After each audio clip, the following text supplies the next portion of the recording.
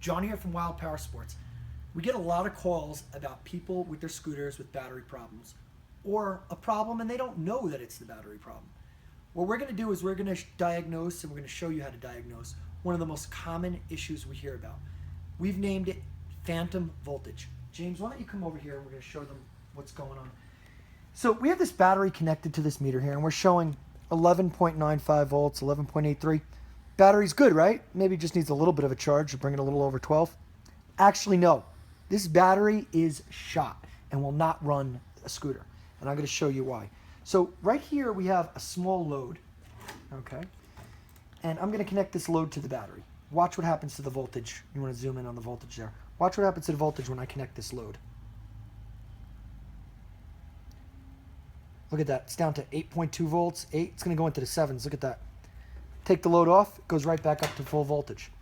You see, so although this battery might have high voltage, and if we try to charge it, it's going to plug in for a second. It's going to say fully charged. It's got a phantom voltage. High voltage, but no push behind it. Think of it like a water hose with water flowing through the hose, but there's no volume of water coming out. Okay? That's the problem with this battery. Now, if you want to come over here, we're going to show you what it looks like on a good battery when we connect a load to a good battery. Okay, much smaller battery here too. This one has a little more voltage in it, but that shouldn't be a real concern. And we're going to connect a volt. I want you to watch how much this drops when I connect this little heater to this battery. Yeah, not even a volt. Almost nothing. Okay. Same thing goes for, you might not have something like that to connect. We have a scooter motor here. Think of that as your scooter with the wheel up in the air. If I connect that to the good battery, we're going to watch that. We're at 13.1 right now. And look at that. It's barely moved at all because there's no load. Okay. Now, we're going to try this on the battery with the phantom voltage issue.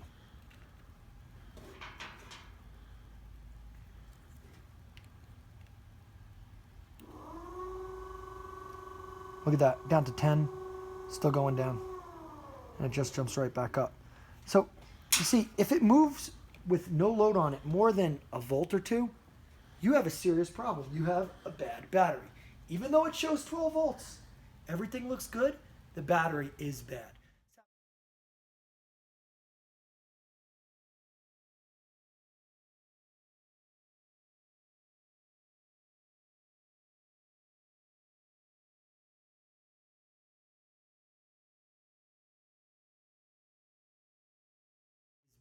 This happens a lot when people let batteries freeze. When batteries just get used a lot over the years, a lot of charge cycles on them. So that's how you want to test the battery. Now, there is a real good way to test the battery. If you want to come in here, we'll show them this. It's with a battery tester, a load tester. This is a cheaper one. It's about $100. And I say cheaper, $100 is cheaper because these go for up to, $500, $1,000 for a real good one. But if you feel like buying one, they're useful for a lot of testing a car battery or motorcycle battery also. So we're going to connect this up. And what this is going to do, it's going to show us the cold cranking amps of the battery. Okay?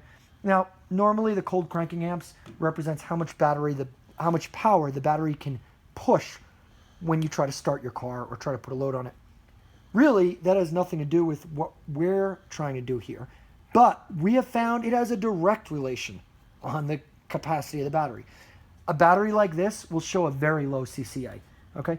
This battery should show, it's a 22 amp hour, it should show 400 or so.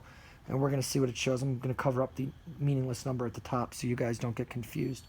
So that's the ohms of the battery. That's extremely high. That should be in 30. It's 1346. But what we want to see is the CCA. And there it is. 1.26 CCA. That's less than 2 cold cranking amps. This should have 400. Now, we're going to move over to a good battery. Once again, that much smaller battery. Okay. And we're going to make sure the connectors are on there good. And we're going to run the same test. Okay. Now, you see that 15.95. Much lower. It's not in the thousands. It's right where it should be for the ohms. 186.3 cold cranking amps from that little battery. Okay. This has less than 2. This battery is bad. It's a great way to test. But like we said, if you don't have this, just put a load on the battery and see how much it drops. Another good thing to do on your scooter batteries every so often is balance out your pack. You can use an item like this. It's called the battery tender. We sell them on wildpowersports.com.